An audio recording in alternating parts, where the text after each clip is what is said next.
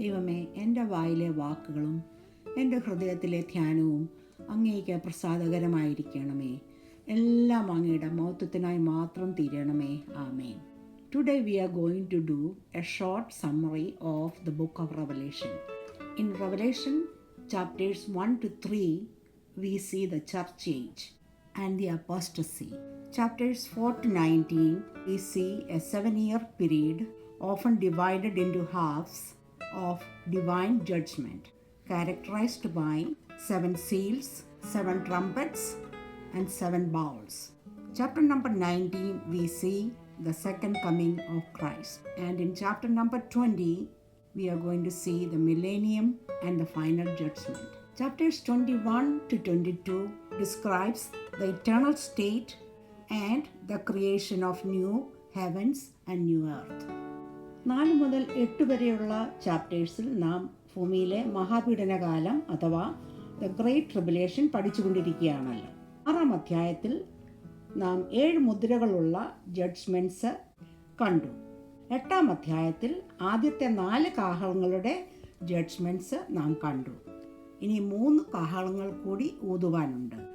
അത് നേരിട്ട് മനുഷ്യരെ ബാധിക്കുന്നതിനാൽ അത് വളരെ ഭയങ്കരമായിരിക്കുമെന്ന് വിളംബരം ചെയ്യുന്ന ഒരു കഴിവിനെക്കുറിച്ച് നാം 8-ാം അധ്യായം വായിച്ചു. നമുക്ക് പ്രാർത്ഥനയോടെ 9-ാമത്തെ അധ്യായത്തിലേക്ക് പ്രവേശിക്കാം.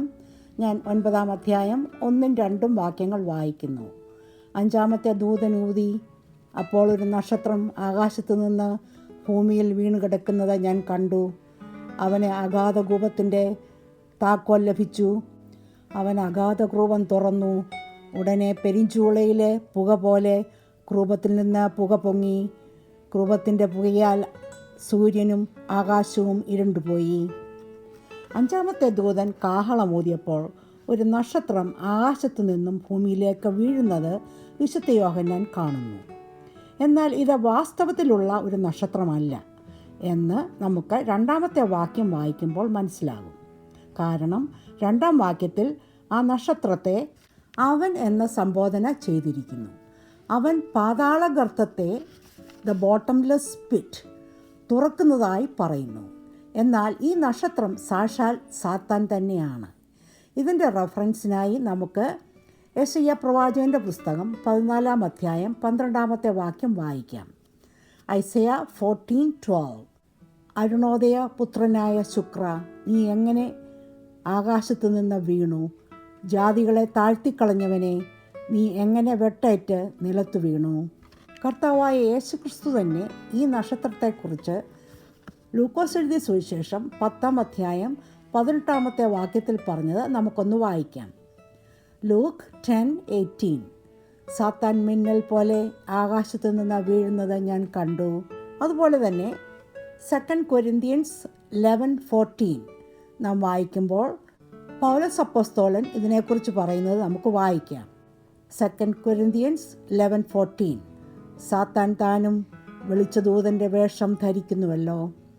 ഇവിടെ സാത്താന് പാതാളത്തിൻ്റെ താക്കോൽ കിട്ടുന്നതും അവൻ അത് തുറക്കുമ്പോൾ വലിയ തീച്ചൂളയിൽ എന്ന പോലെ പുക പൊങ്ങുന്നതായും നാം കാണുന്നു. അതുമൂലം ഭൂമിയിൽ ഇരുട്ടുപോലെയായി. സാത്താൻ എങ്ങനെ സ്വർഗത്തിൽ കയറിക്കൂടി എന്ന് ചിന്തിച്ചാൽ ഇയ്യോബിൻ്റെ പുസ്തകം 1-ാം അധ്യായം 6-ാമത്തെ വാക്യം വായിച്ചാൽ മതി. അവിടെ നാം ഇങ്ങനെ വായിക്കുന്നു: ഒരു ദിവസം ദൈവപുത്രന്മാർ യഹോവയുടെ സന്നിധിയിൽ നിൽപ്പാൻ ചെന്നു. അവരുടെ കൂട്ടത്തിൽ സാത്താനും ചെന്നു. ഇവിടെ ഒരു കാര്യം നാം ശ്രദ്ധിക്കേണ്ടത്, പാതാളത്തിൻ്റെ താക്കോൽ സാത്താൻ്റെ കയ്യിലില്ല. ഇവിടെ പാപത്തിൽ ജീവിക്കുന്ന മനുഷ്യരുടെ ന്യായവിധിക്കായി ദൈവം അതിന് അനുവാദം കൊടുക്കുന്നു എന്നതാണ് സത്യം. വേറെ ഒരു ഇൻട്രസ്റ്റിംഗ് ആയിട്ടുള്ള സംഭവം നമുക്ക് ലൂക്കോസ് എഴുതിയ സുവിശേഷം 8-ാം അധ്യായം 31-ാമത്തെ വാക്യത്തിൽ വായിക്കാം. ഗരദേന്യ ദേശത്ത് ഉള്ള ഭൂതങ്ങൾ ബാധിച്ച ലഗ്യോൻ എന്ന മനുഷ്യൻ്റെ അശുദ്ധാത്മാക്കളെ യേശു കർത്താവ് വിടുവിച്ചപ്പോൾ അവൻ തന്നിലുള്ള ഭൂതങ്ങളെ പാതാളത്തിലേക്ക് വിടരുതേ എന്ന് അപേക്ഷിച്ച് ക്രിസ്തു അവരെ പന്നിക്കൂട്ടങ്ങളിലേക്ക് വിട്ടു എന്ന് നാം വായിക്കുന്നു. 2-ാം വാക്യത്തിൽ പാതാളം തുറന്നപ്പോൾ പുറത്തു വന്ന പുക മൂലം സൂര്യനും ആകാശവും ഇരുണ്ടുപോയി എന്ന് നാം വായിക്കുന്നു. അതിഭീകരമായ പൈശാചിക പ്രവർത്തനങ്ങൾ കൊണ്ട് ഭൂമി നിറയുന്നുവെന്നാണ് ഇത് സൂചിപ്പിക്കുന്നത്. നമുക്ക് 3-ാമത്തെ വാക്യം വായിക്കാം. പുകയിൽ നിന്ന് വെട്ടുക്കിളി ഭൂമിയിൽ പുറപ്പെട്ടു. അതിന് ഭൂമിയിലെ തേളിനുള്ള ശക്തി ലഭിച്ചു. പുറപ്പാട് 10-ാം അധ്യായം 14-ാമത്തെ വാക്യത്തിൽ ഈജിപ്തിൽ വെച്ച് മിസ്രൈമ്യർക്ക് സംഭവിച്ച 8-ാമത്തെ ബാധയായിരുന്നു വെട്ടുക്കിളികൾ. ഇവിടെ ഈ വാക്യത്തിൽ സാത്താൻ പാതാളത്തിൻ്റെ പൂട്ട് തുറന്നപ്പോൾ വെട്ടുക്കിളി പോലെയുള്ള പൈശാചികമായ ജീവികളുടെ കൂട്ടം ഭൂമിയിലേക്ക് കടന്നു. അവർക്ക് തേളുകളുടെ ശക്തി ലഭിച്ചു. നമുക്ക് 4-ാമത്തെ വാക്യം വായിക്കാം. നെറ്റിയിൽ ദൈവത്തിൻ്റെ മുദ്രയില്ലാത്ത മനുഷ്യർക്കല്ലാതെ ഭൂമിയിലെ പുല്ലിനും പച്ചയായ യാതൊന്നിനും യാതൊരു വൃക്ഷത്തിനും കേടുവരുത്തരുത് എന്ന് അതിന് കൽപ്പനയുണ്ടായി. വെട്ടുക്കിളി പോലെയുള്ള ഈ പൈശാചിക ജീവികളുടെ കൂട്ടത്തിന് ഭൂമിയിലെ വൃക്ഷങ്ങൾക്കോ പച്ചയായ യാതൊന്നിനെയും കേടുവരുത്തരുത് എന്ന കൽപ്പന കിട്ടി. അതിനുമുപരി നെറ്റിയിൽ ദൈവത്തിൻ്റെ മുദ്രയില്ലാത്ത അവിശ്വാസികളെ മാത്രമേ ആ ജീവികൾ ആക്രമിക്കുകയുള്ളൂ എന്ന് ഇവിടെ വ്യക്തമായി പറഞ്ഞിട്ടുണ്ട്. ഈ വാക്യത്തിൽ പറയുന്ന നെറ്റിയിലെ മുദ്ര നാം വെളിപ്പാട് 7-ാം അധ്യായം 4 മുതൽ 8 വരെയുള്ള വാക്യങ്ങളിൽ വായിക്കുന്ന 144,000 ജൂയിഷ് വിശ്വാസികൾക്ക് കൊടുത്ത മുദ്രയിൽ നിന്നും വ്യത്യാസമുണ്ട്. അവർ തീർച്ചയായും ഈ ദുഷ്ടശക്തിയിൽ നിന്നും വിമുക്തരാണ് എന്നതിന് സംശയമില്ല. എന്നാൽ അവർക്ക് ലഭിച്ച മുദ്ര നമുക്ക് റെവലേഷൻ 14-ാം അധ്യായം 1-ാമത്തെ വാക്യത്തിൽ വായിക്കാം. അത് പിതാവിൻ്റെയും കുഞ്ഞാടിൻ്റെയും നാമമാണ്. ഈ വാക്യത്തിൽ പറയുന്ന മുദ്ര വിശ്വാസികൾക്ക് കിട്ടുന്ന പരിശുദ്ധാത്മാവിൻ്റെ മുദ്രയാണ്. ഈ മുദ്രയെക്കുറിച്ച് നമുക്ക് എഫേഷ്യൻസ് 1-ാം അധ്യായം 13 മുതൽ 14 വരെയുള്ള വാക്യങ്ങളിൽ വായിക്കാം. എഫേഷ്യൻസ് 1:13-14. അവനിൽ നിങ്ങൾക്കും നിങ്ങളുടെ രക്ഷയെക്കുറിച്ചുള്ള സുവിശേഷം എന്ന സത്യവചനം നിങ്ങൾ കേൾക്കുകയും അവനിൽ വിശ്വസിക്കുകയും ചെയ്തിട്ട് തൻ്റെ സ്വന്തം ജനത്തിൻ്റെ വീണ്ടെടുപ്പിന് വേണ്ടി തൻ്റെ മഹത്വത്തിൻ്റെ പുകഴ്ചയ്ക്കായിട്ട് നമ്മുടെ അവകാശത്തിൻ്റെ അച്ചാരമായ വാഗ്ദത്തത്തിൽ പരിശുദ്ധാത്മാവിനാൽ മുദ്രയിട്ടിരിക്കുന്നു. ഇവിടെ പരിശുദ്ധാത്മാവിൻ്റെ മുദ്രയുള്ളവരെ ഈ വെട്ടുക്കിളികൾക്ക് ഒരു വിധത്തിലും ആക്രമിക്കാൻ പറ്റുകയില്ല എന്ന് വ്യക്തമായി. നമുക്ക് 9-ാം അധ്യായം 5-ാമത്തെ വാക്യം വായിക്കാം. അവരെ കൊല്ലുവാനല്ല 5 മാസം ദണ്ഡിപ്പിക്കാനത്രേ അതിന് അധികാരം ലഭിച്ചത്. അവരുടെ വേദന തേൾ മനുഷ്യനെ കുത്തുമ്പോൾ ഉള്ള വേദന പോലെ തന്നെ, തേൾ കടിക്കുമ്പോൾ ഉള്ളതുപോലെയുള്ള സഹിക്കാൻ വയ്യാത്ത വേദന പോലെ നെറ്റിയിൽ ഈ മുദ്രയില്ലാത്ത മനുഷ്യരെ ഇവ ആക്രമിക്കും. എന്നാൽ ഇതുമൂലം മനുഷ്യർ മരിക്കുകയില്ല. അവരെ 5 മാസം ദണ്ഡിപ്പിച്ചുകൊണ്ടിരിക്കും എന്ന് ഈ വാക്യത്തിൽ പറയുന്നു. നമുക്ക് 6-ാമത്തെ വാക്യം വായിക്കാം. ആ കാലത്ത് മനുഷ്യർ മരണം അന്വേഷിക്കും, കാണുകയില്ലതാനും. മരിപ്പാൻ കൊതിക്കും, മരണം അവരെ വിട്ടുപോകും. ഇതിൻ്റെ ആക്രമണത്തിന് ഇരയാകുന്ന അവിശ്വാസികൾ മരിക്കുവാൻ ആഗ്രഹിക്കത്തക്ക ഭയങ്കരമായ പീഡനമായിരിക്കും ഇത്. എന്നാൽ അവർക്ക് മരിക്കുവാൻ സാധിക്കുകയില്ല, അവർ മരിക്കുകയുമില്ല എന്ന ഇവിടെ നമുക്ക് 9-ാം അധ്യായം 7 മുതൽ 10 വരെയുള്ള വാക്യങ്ങൾ വായിക്കാം. വെട്ടുക്കിളിയുടെ രൂപം യുദ്ധത്തിന് ചമയിച്ച കുതിരയ്ക്ക് സമം, തലയിൽ പൊൻകിരീടം ഉള്ളതുപോലെയും മുഖം മാനുഷ്യമുഖം പോലെയുമായിരുന്നു. സ്ത്രീകളുടെ മുടി പോലെ അതിന് മുടിയുണ്ട്, പല്ല് സിംഹത്തിൻ്റെ പല്ല് പോലെയായിരുന്നു. ഇരുമ്പ് കവചം പോലെ കവചമുണ്ട്. ചിറകിൻ്റെ ഒച്ച പടയ്ക്ക് ഓടുന്ന അനേകം കുതിരത്തേരുകളുടെ ഒച്ച പോലെയായിരുന്നു. തേളിനുള്ളതുപോലെ വാലും വിഷമുള്ളുമുണ്ട്. മനുഷ്യരെ 5 മാസം ഉപദ്രവിക്കുവാൻ അതിനുള്ള ശക്തി വാലിലായിരുന്നു. ഈ വാക്യങ്ങളിൽ വിശുദ്ധ യോഹന്നാൻ സാത്താൻ അഗാധമായ പാതാളത്തിൽ നിന്നും അഴിച്ചുവിട്ട വെട്ടുക്കിളി പോലെ വലിയ കൂട്ടമായി ഭൂമിയിലേക്ക് ഇറങ്ങി വന്ന ദൈവമുദ്ര ഇല്ലാത്ത മനുഷ്യരെ ആക്രമിച്ച് തേൾ കുത്തുമ്പോൾ ഉണ്ടാവുന്ന സഹിക്കാൻ വയ്യാത്ത വേദനയുണ്ടാക്കുന്ന ഈ പൈശാചിക ജീവികളുടെ ഡിസ്ക്രിപ്ഷൻ വായനക്കാർക്ക് വിവരിച്ച് എഴുതുകയാണ്. ഇതിൽ കൂടുതൽ ഇതുങ്ങളെ വിവരിക്കുവാൻ എനിക്ക് സാധിക്കില്ല. അത്ര വിശദമായി വിശുദ്ധ യോഹന്നാൻ അത് എഴുതിയിട്ടുണ്ട്. ഇതുങ്ങളുടെ മുടി, പൊൻകിരീടം പോലെയുള്ള തല, ബ്രസ്റ്റ് പ്ലേറ്റ്, വിങ്സ്, സൗണ്ട് എല്ലാം മനുഷ്യനെ ആകർഷിപ്പിക്കുന്ന രീതിയിൽ ഉള്ളത് ആയിരുന്നു. മനുഷ്യൻ രക്ഷയിലേക്ക് വരുവാനുള്ള ഒരു വിളിയാണ് ഈ 5 മാസം. രക്തസാക്ഷിത്വത്തിൽ കൂടി അല്ലാതെ മനുഷ്യന് രക്ഷയിലേക്ക് ആ സമയത്ത് വരുവാൻ സാധിക്കുകയില്ല എന്ന് നമുക്ക് കരുതാം. ഈ വെട്ടുക്കിളികൾ റെപ്രസെൻ്റ് ചെയ്യുന്നത് അഗാധ ധൂപത്തിൽ നിന്നും ഭൂമിയിലേക്ക് കടന്ന ഈ ഭൂതഗണങ്ങൾ മുദ്രയില്ലാത്ത എല്ലാ ജനങ്ങളെയും മാനസികമായും ശാരീരികമായും ആത്മീകമായും പീഡിപ്പിക്കുന്നതാണ്. Mental, psychological, physical and spiritual. നമുക്ക് 9-ാം അധ്യായം 11 മുതൽ 12 വരെയുള്ള വാക്യങ്ങൾ വായിക്കാം. അഗാധദൂതൻ അതിന് രാജാവായിരുന്നു. അവന് എബ്രായ ഭാഷയിൽ അബദ്ദോൻ എന്നും യവന ഭാഷയിൽ അപ്പല്ലുവോൻ എന്നും പേർ. കഷ്ടം 1 കഴിഞ്ഞു, ഇനി 2 കഷ്ടം പിന്നാലെ വരുന്നു. നമ്മൾ എഫേഷ്യൻസ് 2-ാം അധ്യായം 2-ാമത്തെ വാക്യം വായിക്കുമ്പോൾ the prince of the power of the air എന്നാണ് സാത്താനെ വിശേഷിപ്പിച്ചിരിക്കുന്നത്. Commander of the powers in the unseen world. Lucifer എന്ന് ചിലപ്പോൾ സംബോധന ചെയ്യുന്ന ഈ ഫോളൻ ഏഞ്ചൽസിന് സ്വർഗത്തിലെ മാലാഹമാർക്കുള്ളതുപോലെ പല റാങ്ക്സ് ഉണ്ട്. ഇവിടെ 9-ാം അധ്യായം 11-ാമത്തെ വാക്യത്തിൽ പദവി കൂടിയ ഫോളൻ ഏഞ്ചൽസിനെ അഗാധദൂതൻ പ്രായഭാഷയിൽ അബദോൻ എന്ന പേർ വിളിക്കുന്നു. ഗ്രീക്ക് ഭാഷയിൽ ഇതിൻ്റെ അർത്ഥം destruction or one who destroy എന്നാണ്. ഇതിൻ്റെ കൂടെ നമുക്ക് എസെക്കിയേൽ 28-ാം അധ്യായം 16-ാമത്തെ വാക്യം കൂടി വായിക്കാം. നീ പാപം ചെയ്തു, അതുകൊണ്ട് ഞാൻ നിന്നെ അശുദ്ധനെന്ന് എണ്ണി ദേവപർവ്വതത്തിൽ നിന്ന് തള്ളിക്കളഞ്ഞു. മറയ്ക്കുന്ന കെരൂബേ, ഞാൻ നിന്നെ അഗ്നിമയ രഥങ്ങളുടെ മധ്യേ നിന്ന് മുടിച്ചു കളയും. ജൂഡ് 1:6 കൂടി നമുക്ക് വായിക്കാം. തങ്ങളുടെ വാഴ്ച കാത്തുകൊള്ളാതെ സ്വന്തം വാസസ്ഥലം വിട്ടുപോയ ദൂതന്മാരെ മഹാദിവസത്തിൻ്റെ വിധിക്കായി എന്നേക്കുമുള്ള ചങ്ങലയിട്ട് അന്ധകാരത്തിന് കീഴിൽ സൂക്ഷിച്ചിരിക്കുന്നു. സദൃശവാക്യങ്ങൾ 30-ാം അധ്യായം 27-ാമത്തെ വാക്യത്തിൽ വെട്ടുക്കിളിക്ക് രാജാവില്ല എന്ന് എഴുതിയിരിക്കുന്നു. എന്നാൽ ഇവർക്ക് ഉണ്ട്.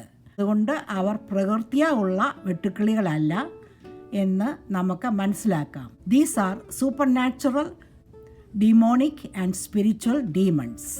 ഇവിടെ നാം ശ്രദ്ധിക്കേണ്ടത് 9-ാം അധ്യായം 4-ാമത്തെ വാക്യമാണ്. നെറ്റിയിൽ ദൈവത്തിൻ്റെ മുദ്രയുള്ള മനുഷ്യരെ ഈ ഭൂതങ്ങൾക്ക് തൊടുവാൻ പറ്റുകയില്ല. Praise God. 8-ാമത്തെ ചാപ്റ്റർ 13-ാമത്തെ വാക്യത്തിൽ 3 കാഹളവിധികൾ കൂടി ഇനിയും വരുവാനുണ്ട് എന്ന് നാം വായിക്കുന്നു. അത് ആദ്യത്തെ 4 കാഹള ന്യായവിധികളിലും ഭയങ്കരമാണ് എന്നുള്ള വാണിങ് നാം പഠിച്ചല്ലോ. ഈ 9-ാം അധ്യായം 11 വരെയുള്ള വാക്യങ്ങളിൽ നാം കണ്ടത് 5-ാമത്തെ കാഹളം ഊതിയപ്പോൾ നടക്കുന്ന ഭയങ്കര ന്യായവിധികളാണ്. ഇതാണ് ആദ്യത്തെ കഷ്ടം. 7 വർഷം നീണ്ടു നിൽക്കുന്ന മഹാ ഉപദ്രവകാലത്തിൻ്റെ സെക്കൻഡ് ഹാഫായ 3.5 years ന്യായവിധികളുടെ കഷ്ടപ്പാടുകൾ ഏറ്റവും കഠിനവും ദുരിതവും നിറഞ്ഞത് ആയിരിക്കും.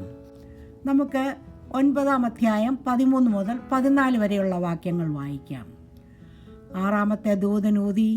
അപ്പോൾ ദൈവസന്നിധിയിലെ സ്വർണ്ണപീഠത്തിൻ്റെ കൊമ്പുകളിൽ നിന്ന് ഒരു ശബ്ദം കാഹളമുള്ള 6-ാം ദൂതനോട്, യൂഫത്തേസ് എന്ന മഹാനദീതീരത്ത് ബന്ധിച്ചിരിക്കുന്ന 4 ദൂതന്മാരെയും അഴിച്ചുവിടുക എന്ന് പറയുന്നത് ഞാൻ കേട്ടു.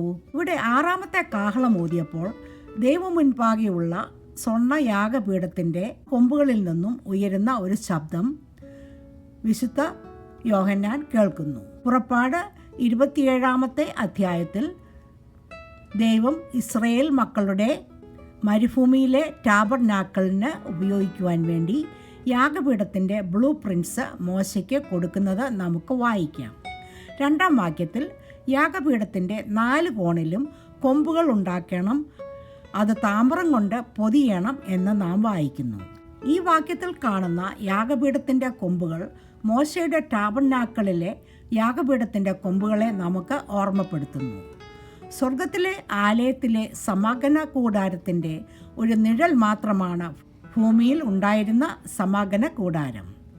ഇവിടെ ഈ കൊമ്പുകൾ ബലത്തെ സൂചിപ്പിക്കുന്നു. ഇവിടെ ഈ വാക്യത്തിൽ നാം വായിക്കുന്ന 4 കൊമ്പുകളുടെ ശബ്ദം സാക്ഷാൽ ക്രിസ്തുവിൻ്റെ ശബ്ദം തന്നെ ആണ്. നമുക്ക് 14-ാമത്തെ വാക്യം വായിക്കാം. യൂഫാത്തേസ് എന്ന മഹാനദീതീരത്ത് ബന്ധിച്ചിരിക്കുന്ന 4 ദൂതന്മാരെയും അഴിച്ചുവിടുക എന്ന് പറയുന്നത് ഞാൻ കേട്ടു. അസിരിയ ദേശത്തിൻ്റെയും ഇസ്രയേലിൻ്റെയും അതിർത്തിയിൽ കൂടി ഒഴുകുന്ന ഒരു നദിയാണ് യൂഫ്രാത്തേസ് എന്ന മഹാനദി. ഉൽപ്പത്തി 2-ാം അധ്യായം 8 മുതൽ 14 വരെയുള്ള വാക്യങ്ങളിൽ യഹോവയായ ദൈവം ആദാമിനെയും ഹവ്വായെയും വസിപ്പിക്കുവാൻ ഒരു തോട്ടമുണ്ടാക്കി. അതാണ് ഏദൻ തോട്ടം. അതിൽ കൂടി 4 നദികൾ ഒഴുകുന്നതായി പറയുന്നു. അതിലൊന്നാണ് യൂഫ്രാത്തേസ് എന്ന നദി. ഇത് നമുക്ക് ഉൽപ്പത്തി പുസ്തകം 2-ാം അധ്യായം 14-ാമത്തെ വാക്യത്തിൽ വായിക്കാം. ആദ്യത്തെ മനുഷ്യൻ്റെ പാപവും, ഈറ്റിംഗ് ദ ഫോർബിഡൻ ഫ്രൂട്ട്, ആദ്യത്തെ കൊലപാതകവും, കയീൻ കില്ലിംഗ് ഹാബെൽ, പഴയ നിയമകാലത്തെ ബാബിലോൺ, ഇതെല്ലാം ഈ നദിയുടെ പശ്ചാത്തലത്തിലാണ് എന്നത് വളരെ ശ്രദ്ധേയമാണ്. പഴയ നിയമകാലത്ത് ഇസ്രയേലിനെ ആക്രമിച്ച സൈന്യങ്ങൾ യൂഫ്രട്ടീസ് നദി ക്രോസ് ചെയ്താണ് വന്നിരുന്നത്. ആദ്യത്തെ യുദ്ധവും അവിടെ തന്നെയാണ് നടന്നത്. ഈ നദീതീരത്ത് ബന്ധിച്ചിരിക്കുന്ന 4 ദൂതന്മാരെ അഴിച്ചുവിടുക എന്ന ഈ 14-ാമത്തെ വാക്യത്തിൽ പറയുന്നത് വിശുദ്ധ യോഹന്നാൻ കേൾക്കുന്നു. ഈ ഫോളൻ ഏഞ്ചൽസ് ഡീമൻസ് ആണ് എന്ന് നാം നേരത്തെ 8-ാം അധ്യായത്തിൽ മനസ്സിലാക്കിയത് ആണല്ലോ. ദൈവത്തിൻ്റെ ദൂതന്മാരെ ചങ്ങലയ്ക്ക് ഇടേണ്ട ആവശ്യമില്ല. അവർ ദൈവ ശുശ്രൂഷകന്മാർ ആകുന്നുവല്ലോ.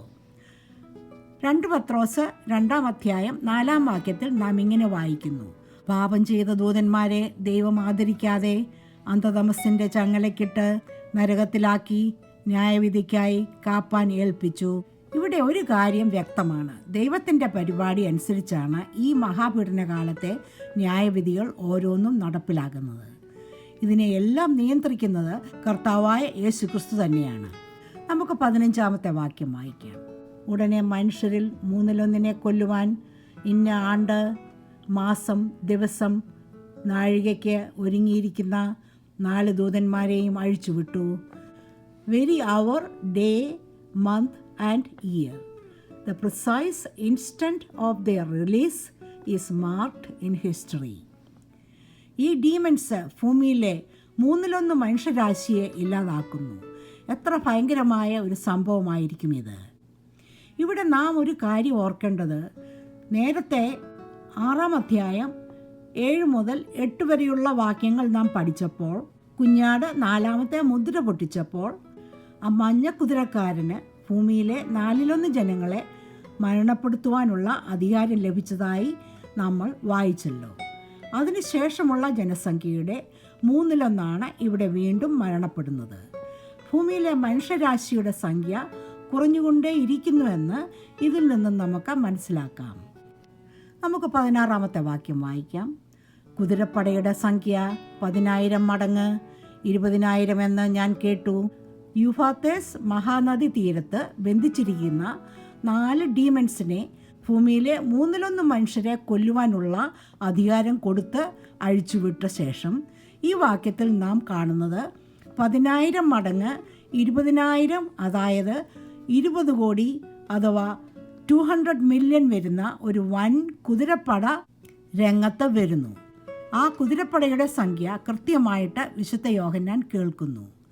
ഇന്ന് ലോകത്തിലെ ജനസംഖ്യ ഏകദേശം 8.2 ബില്യൺ ആണ്.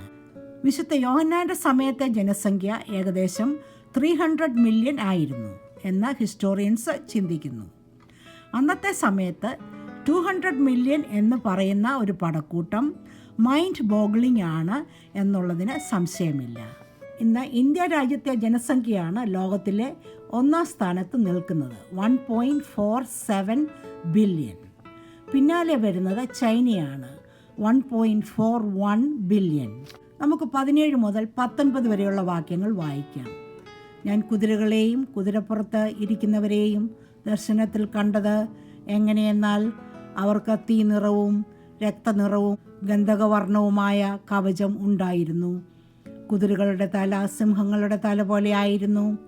വായിൽ നിന്നും തീയും പുകയും ഗന്ധകവും പുറപ്പെട്ടു.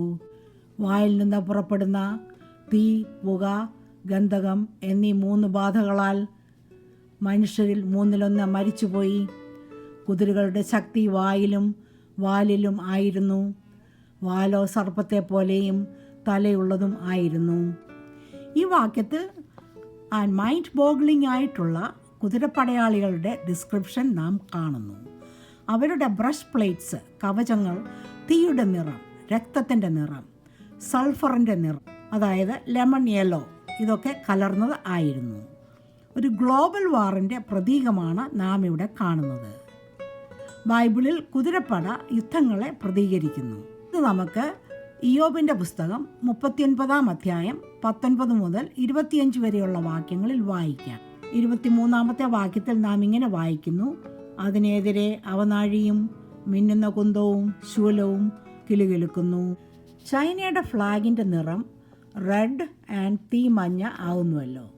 അവരുടെ ജനസംഖ്യയും ലോകത്തിൽ രണ്ടാമത്തേതാണ്. Today China constitutes one of the history's greatest military expansions. ഇതൊക്കെ കൊണ്ട് ഈ മൈൻഡ് ബോഗ്ലിംഗ് ആർമി റെപ്രസെൻ്റ് ചെയ്യുന്നത് ചൈനയാണെന്ന് ചില വേദപണ്ഡിതന്മാർ അവകാശപ്പെടുന്നു.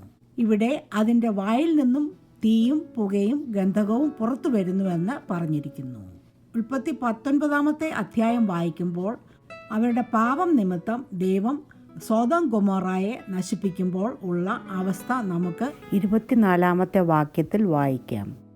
യഹോവ സോദോമിനെയും ഗൊമോറയുടെയും മേൽ യഹോവയുടെ സന്നിധിയിൽ നിന്ന് ആകാശത്ത് നിന്ന് തന്നെ ഗന്ധകവും തീയും വർഷിപ്പിച്ചു. ഗന്ധകത്തിൻ്റെ നിറം മഞ്ഞയാണല്ലോ. അത് കത്തുമ്പോൾ ലിക്വിഡ് ഫോമായി രക്തനിറമായി മാറുന്നു. എന്നാൽ അതിൻ്റെ ഫ്ലെയിംസ് ബ്രൈറ്റ് ബ്ലൂ ആണ്. ഇവിടെ ആധുനിക കാലത്തെ യുദ്ധങ്ങളുടെ സൂചനയാണ് നമുക്ക് ലഭിക്കുന്നത്.